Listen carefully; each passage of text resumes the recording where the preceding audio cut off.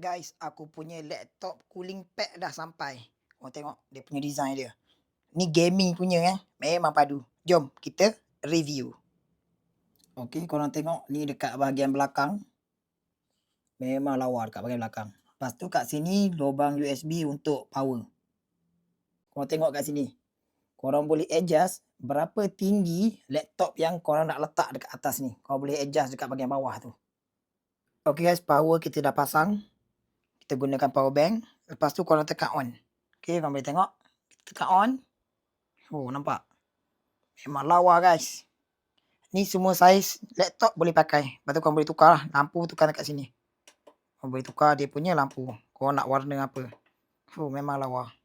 Korang tengok daripada segi design dia. Okey, sekarang kita akan test dia punya kipas. Kipas dia ada 3 speed. Jadi kita akan on. Korang nampak dah terbang kan tisu tu kan. Ni 1. Tekan 2 dan tekan satu lagi 3. Okey, ni level 3. Memang laju guys. Memang laju dia punya kipas dia. Nampak? Kalau korang nak letak laptop, yang ni korang kena buka.